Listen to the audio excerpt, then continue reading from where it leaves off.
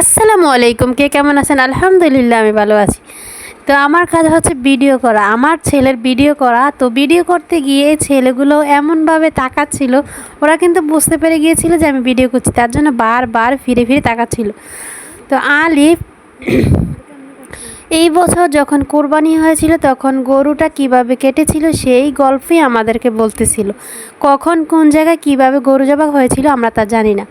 আমাদের মাংস এনে দেওয়া হয়েছিল, আমরা শুধু মাংসটা রান্না করেছিলাম, এতটুকুই আমরা জানি। কিন্তু ও দেখেছিল, তাই ও কিন্তু 1 বছর আগের গল্প ওর ঠিকই মনে আছে। ও সুন্দর করে গুছিয়ে গুছিয়ে বলতেছিল, এখানে রেখে জবাই করছে, এখানে রেখে কাটছে, এভাবে কাটছে। তো যাই হোক, ছোট বাচ্চা যতটুকু বলতে পেরেছে বা যতটুকু ওর মনে ছিল, ও ঠিক অতটুকু গুছিয়ে গুছিয়ে সুন্দর করে বলতেছিল আর হাসতেছিল। তো ও একটা শার্ট পরে বাইরে ঘুরতে গিয়েছিল। এটা হচ্ছে একটা কোয়ার্টার অফিস, তো যেখানে মানুষ সরকারি চাকরি করলে তাদের ওয়াইফদেরকে ভাড়া দেওয়া হয়। তো সেরকমই অনেক পুরনো পুরনো বিল্ডিং এখানে।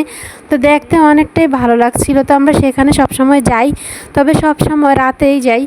তো ভাবলাম যে দিনে একটা ভিডিও করব, আর ভিডিওর জন্য ভিডিওর উদ্দেশ্যে দিনের বেলা গিয়েছিলাম। আর সেখানকার ভিডিওগুলো আসলেই অনেকটা সুন্দর হয়েছে, যা আমি ভাবতেও পারিনি। অনেক অনেক ভালো লেগেছিল। বাচ্চারা অনেক দুষ্টামি করেছিল। আর আমার ছেলের নাম হচ্ছে আলিফ। এখানে যারা আসছে তাদের মাঝেও একজনের নাম হচ্ছে আলিফ।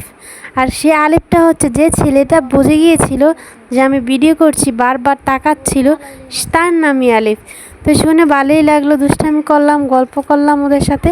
করার পর হঠাৎ করে মনে হলো আমরা এখন কিছু একটা খেলে পারতাম। তখন আমার শাশুড়ি বলল যে চলো দোকানে যাই। দোকানে গিয়ে আমরা কোন আইসক্রিম খাই।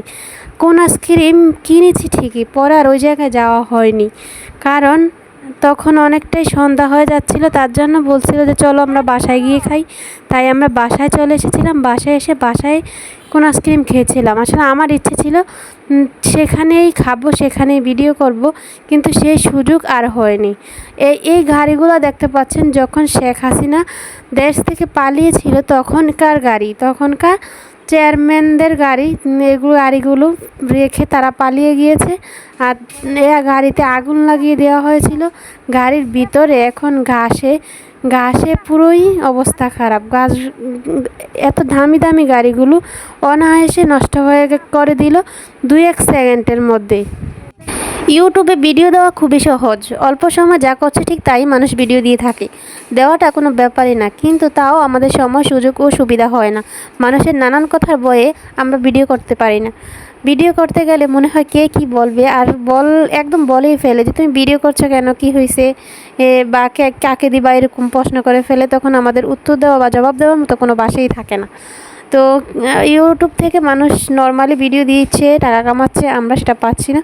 তবে যাই হোক, এখন আমি আলিফকে নিয়ে ভিডিও দিচ্ছি, আপনারা দেখবেন, পাশে থাকবেন, ভালোবাসা দিবেন, কমেন্ট করবেন, কেমন হয়েছে তা বলবেন, আপনাদের আইডিতে যাওয়ার সুযোগ করে দিবেন। এভাবেই এগিয়ে যাব সবাই। একে অপরের সাহায্য ছাড়া কখনো আগানো যায় না। একে অপরকে সাহায্য করলেই, সাপোর্ট করলে আগানো যায়।